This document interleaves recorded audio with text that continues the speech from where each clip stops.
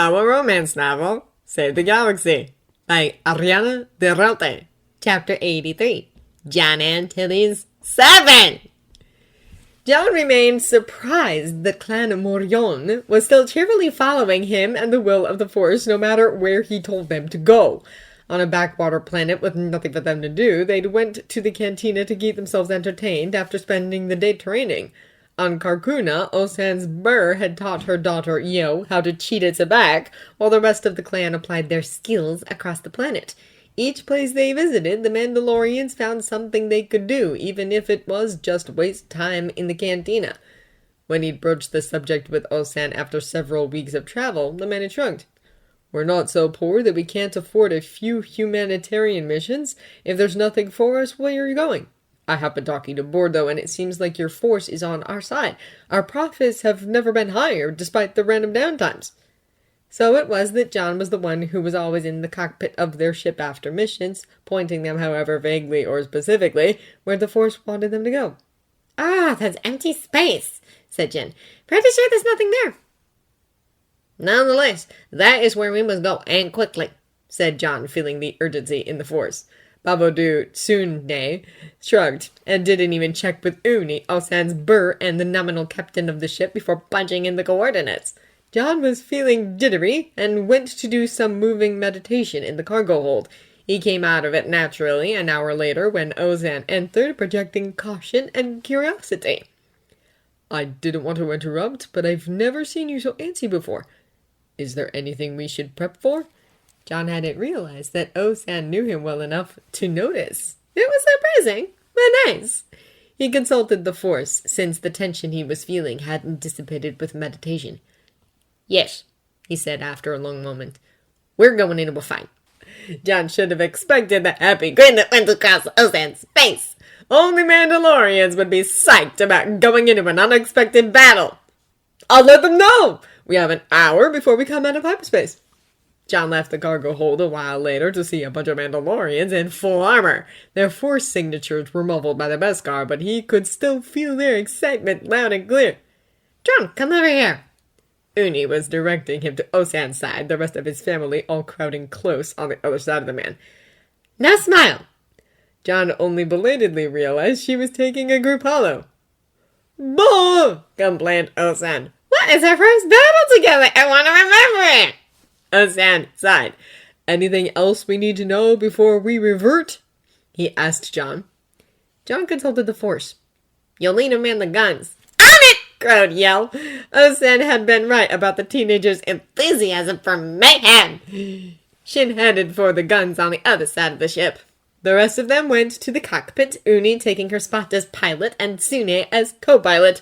There were 4 jump seats back against the wall of the cockpit. Osan and Kama, the only one of the clan who mostly ignored him since they solely preferred women, took a seat, but John preferred to stand. We're reverting, called Uni. Hyperspace blinked out. Above and to the left of them was a ship. John reached out with the Force, feeling the bright glow that was probably the reason the Force had sent them here. The more obvious reason was the shark devouring a human skull emblazoned in bright yellow across the side of the ship. Pirates! Yelled Uni. She glanced at Tsune.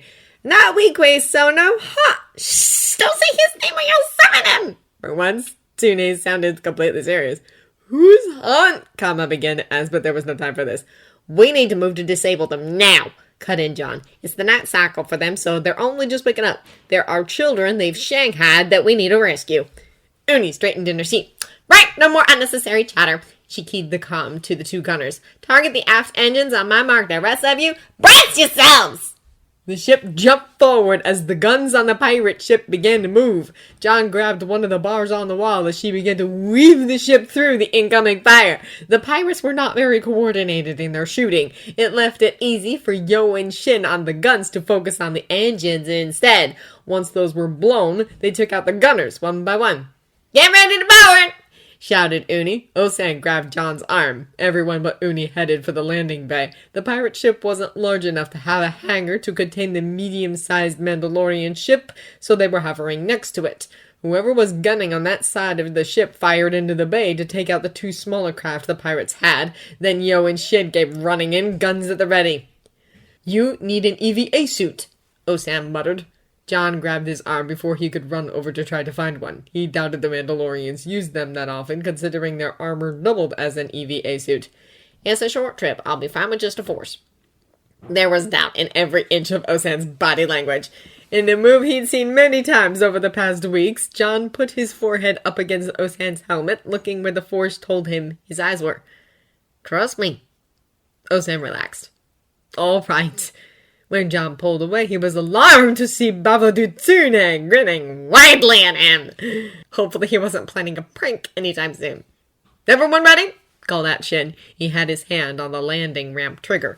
John pulled the Force to him, creating a small layer of warm air and oxygen over his body. He nodded to Shin. The Mandalorians around him blasted off.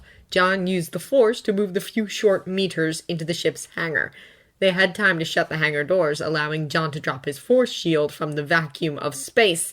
Then the pirates opened the inner bay doors and attacked. One of them grabbed a rotary blaster cannon off the wall. The Mandalorians didn't even flinch as its bolts pinged off their armor. Nevertheless, John leapt high, hovering for a moment before diving in at an angle, slicing both the cannon and the being holding it. He struck out as he fought his way further into the ship, sensing Osan's family right behind him, covering his back and taking out any stragglers.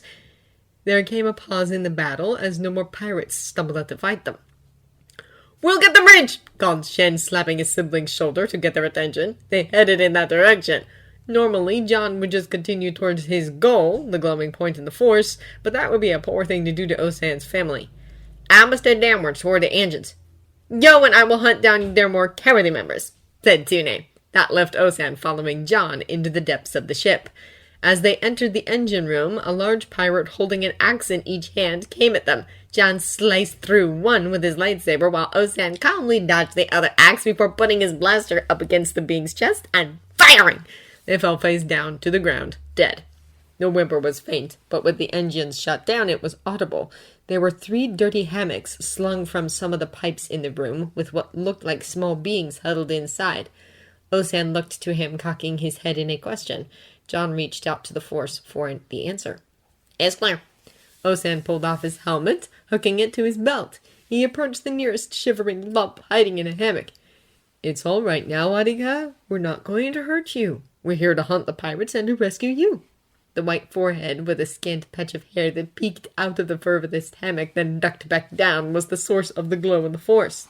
They're Senex pirates, growled the tinny voice of Shin from Osan's comm. That explained it. The Senex pirate group often traded in slaves. The kidnapped children were used for ship maintenance in hard-to-reach places until they were old enough to either sell or recruit into the pirates' fold. John had butted heads with a different branch of theirs while undercover as a bounty hunter. Kill them all, then, and loot the ship, ordered Uni coldly over the comm. How are the Addy? By now, Osan had coaxed the skinny child out of the hammock and was holding their small frame against his side. They were so covered in grease, John couldn't even tell if they were human or just humanoid. John and I have them, boy? Osan went to coax the second child out of their hammock while John went past him. The Force warned him, and he braced himself for the Force push that followed.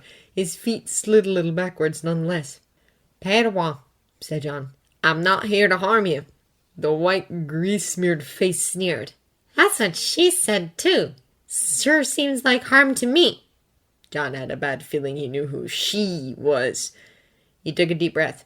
If you met a Jedi who harmed children, they were wrong. He felt Osan stiffen behind him at the statement. We will not send you back to her if you come with us. He held out his hand. After a long moment staring at it, the child took it. Back on the ship, everyone was very busy. Unbor, Shin, and Kama had worked to anchor the 2 ships together through one of the pirate ship's hatches, allowing them to bring the children back without trying to use adult-sized EVA suits. Osan wouldn't have trusted the pirates' maintenance with the Ade's lives anyway. While Lee and John had saved the Ade, Osan's elite had looted anything they could grab from the pirates, including what seemed to be some very expensive console chips, judging by Babado's crowing. Unbor met them in the hold. John had the Padawan by the hand, while the other 2 were still in Osan's arms. There were coordinates in the pirate's console, said Shin to Bor. John's head came up sharply. We have to go there. He turned to Burr. More people will be appreciated. Their base won't be an easy target. Unbor and Babadoo's grins matched each other. "I contact the fan club," Bor said with enthusiasm. They had loved Ozan's idea of using the fan club for extra muscle and support when he suggested it a few weeks ago. "We need to get the Atticay back to their Bor," interjected Ozan. The two in his arms had given him fairly decent instructions for a 9 and 10-year-old on where their families were. He wasn't sure about the other, but John had called them Padawan. "There's probably some members of the fan club we can convince to forego a battle in order to do a favor for John here," said Babadoo. The friendly pat he added automatically to the words was deftly dodged by the Jedi. Osan knew there was no guarantee that their guardians were alive after tangling with pirates, so the possibility of a new ad thrown in the mix should get some of John's fan club to jump. "We're in the medbay, Bor!" He motioned for John to sit the Padawan down on one of the 2 exam tables in the room while he went, armor and all, into the fresher and the attached Sonic with the ABBA in his arms. They needed to get the heavy layers of grease off before he could examine them fully, and from the way one of them winced at the sonic pressure, he needed to be able to see. Once out of there, he brought them over to the exam table not occupied by John and the Padawan. One of the kids he had was human, and a boy, while the other was an Umbaran male, showing pale skin and grayish-blue shadows around his eyes after the sonic. The human boy who had winced had a broken collarbone, which made Osan wish he had a Bacta tank hidden somewhere. He had to settle for setting it properly, immobilizing the ad's arm, and injecting Bacta near the site after giving the poor ad a local against the pain. Both also had bruises and cuts he treated with Bacta patches. All 3 of the Ade were distressingly thin. He handed them in the Padawan a nutrient juice to sip on and went to warm up some bone broth. If they weren't able to drink all that, then he'd have to put them on IVs instead. Once he came back with the bone broth, he wrapped both Ade in blankets, leaving just one arm out to sip at their meals, then turned his attention to the Padawan. Contrary to the earlier defiance the ad showed, they were curled up in a ball on the bed, watching the adults around them wearily. John was standing opposite. To his elite, Osan suspected John would have appeared calm, but Osan could tell John was upset by the way his fingers twitched at his side. "Osan, this is Aura Singh, a female Jedi Padawan who was captured by pirates. Aura, this is my partner, Osan. He's going to check you over." Osan felt warm inside. Partner? Did it feel like the lie boyfriend was? She regarded him warily, but willingly stretched out her arm when he asked, pulling off her shirt with what was apparently the typical Jedi disregard for public nudity. Osan had to rush to grab one of the examination gowns to throw at her. She was a little less thin and dirty than the 2 boys, due to having only been captured a few weeks ago. Nonetheless, there were bruises and cuts to treat, while the girl held herself still. "How old are you, Ad?" asked Osan, whatever age she was. She was very fit, with muscles you usually didn't see on Ade unless they were professional athletes. 9. Maybe all Jedi were just that fit. "Did the Dark Woman declare you her Padawan with the Council?" asked John suddenly. Well, Ozek, that was John's former master, and that meant maybe Osan was working from a bad reference for Jedi's musculature with his only examples as 2 of her students. He really needed to contact the Jedi healers and see. Aura flinched but glared at John defiantly. "I think so. They gave me to her when I was 7 because I was too aggressive. Too aggressive for even her to deal with." John knelt by Aura's bedside. He was so tall that he still was only a little below her eye level. "You think she left you to the pirates on purpose?" The ad hesitated, anger draining from her face, but nodded. Osan held himself very still so he didn't attract her attention, even though he wanted to kill John's former Burr. No, master, that woman didn't deserve the title of Boar. "Well, I can tell you that you're wrong." John held up a hand as she made to protest. "Not because she would never be that cruel, since she would, but because it would put you outside of her control for too long during a crucial training period." John sounded like he was quoting someone when he said the last part of the sentence. It must be a shabor of a master, considering how the ad seemed to recognize the phrase. "She said it was for making me the best Jedi possible," Aura whispered. John nodded. "That is what she told me, too. I realized several years later that she was wrong. I was the best Jedi I could be in spite of her training, not because of it." "Why do the Jedi let her keep training students?" Osan was unable to stop himself from asking. John gave him a wry smile, made crooked by the scars on his face. I've only been to the temple twice in my life, and I doubt Aura here was there for long. The Dark Woman takes on problem students, after all, those who are too old or angry for typical Jedi training. She's also trained several successful Jedi before, so while the Jedi regard her methods as harsh, they have proven results. Ozan was appalled. And how many of your scars come from her training? He demanded. John's silence was answer enough. If I were to post her name on the Jetty Net as a child abuser, the Mando Ade would take care of her, Ozan offered. Aura was nodding eagerly. John was silent for a long moment. It would lead to a lot of dead Mandalorians. She is shadow-trained and a master of many force powers most Jedi think of as impossible. She is the reason I can fly as easily as breathing, whereas it usually takes a lot of effort and concentration for most Jedi, if they master the skill at all. Well, what can we do then, John? Because there is no way we are giving Aura back to her, and she needs to be stopped from taking students in the future. Aura was startled by his statement, looking at them both with wide eyes. John closed his eyes, probably seeking the Force for guidance. Aura was looking to Ozan with a fearful hope on her face. She obviously wanted to trust them, but the 9-year-old had been betrayed by the adults around her too many times. Finally, John spoke. The solution for Aura is at hand. He looked her straight in the eyes. Would you like to become my Padawan? The Force tells me the Dark Woman has avoided declaring you as a full Padawan yet, same as she did with me. I will have to seek guidance from others since I have no good examples of teachers, but I will not hurt you as she did us. Ozan held his breath. Aura's face went through several emotions as she considered John's words. Finally, she held out her hand, which John enveloped in both of his. "Please don't hurt me," she whispered. Ozan's heart broke. He carefully took her other hand. "We won't, Adika. You have my word as a Mandalorian." Ozan watched John tuck Aura into the top bunk in his and John's quarters. It had taken a bit of work to get it to slide out of the wall after so long, but now their new ad was dozing on fresh sheets. She was exhausted and emotional, especially after John formed some sort of mental bond with her in the Force, so she fell asleep almost instantly. "John, can I talk to you elsewhere?" asked Ozan. The other two Ade had been given Shin's lower bunk in his quarters since no one wanted to leave them alone in the medbay. Ozan trusted him to contact him if they had any distress during the night. John gave Aura's sleeping head one more anxious look, but nodded. They went to the cargo hold since it would be quiet and private. Ozan was not sure where to start. They needed to redefine what they were now that an Adika was involved. Before he could figure out what to say, though, he realized how pale John looked. "Are you okay?" he asked. John shook his head. I really need to meditate." "I'd like to talk before you do. Can you tell me what's wrong?" John looked at him, eyes drifting over his face, but he must have found what he needed because he spoke in a low tone. "I don't know how to train a Padawan without carking it up. The Force led me to take her on, but I don't know what I'm doing. I only know the methods that will hurt her. That hurt me." Ozan gently pulled John into a hug. "Like you said earlier, we'll ask other Jedi. You've mentioned that Jedi Faye before, and that Nico Diaz fellow?" He felt John give a nod. Sighing, Ozan let go of the hug, pulling back enough so he could see John's face. "And that is what I wanted to talk about. John, we just adopted a child tonight. It's not fair to her to keep our relationship a charade.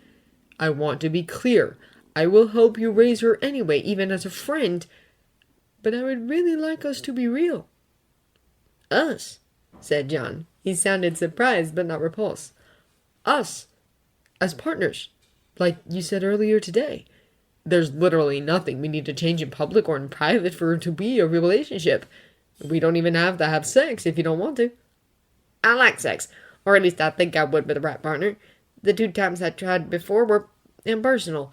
The Dark Woman insisted I get it out of my system when I hit puberty." Well, that was definitely an issue that Ozan was going to have to address later. Thank the Kara, Aura was too young to have been put through that yet. "Well, I would like to have sex, though I doubt we will get the chance anytime soon with an ad in our room," said Ozan with a grin. John smiled back at him. "We also need to figure out how to keep the Dark Woman from taking on any new students." That wiped John's smile away. "I can make a report of her treatment of me and Aura," he said. He had a look of dread on his face. "I'll help you. said Ozan, squeezing his Jedi's arms. That brought John's attention back to him, his eyes roaming over Ozan's face. I've never had a partner before, John mused. It's really just the same as we've been doing. We support each other and raise our ad.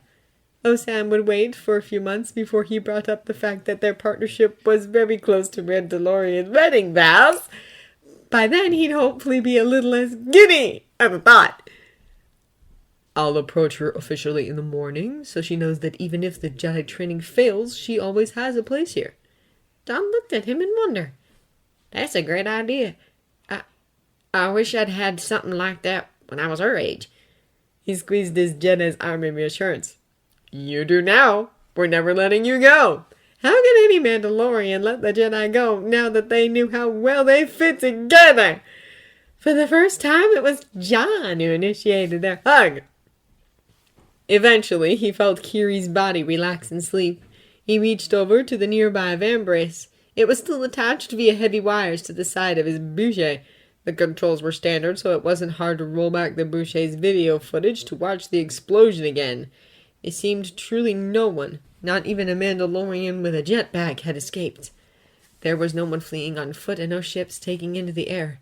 Wait, that wasn't quite true. There were some shadows blocking out the flames. He slowed the footage down to watch it second by second. He stiffened, jostling Kiri, who thankfully didn't stir. There, for just a single second, there was a black outline of a ship stark against the flames of the explosion. Sick. There was absolutely no doubt in Ned's mind that Yam had been on that ship. If he'd been on the ground, he'd have made it back to them by now. And he wasn't dead. He couldn't be dead. The Red looked down at Kiri. It was time to take her to his clan. They'd keep her safe while he went to rescue her Dedi boar. Hold on, Shade. I'm coming.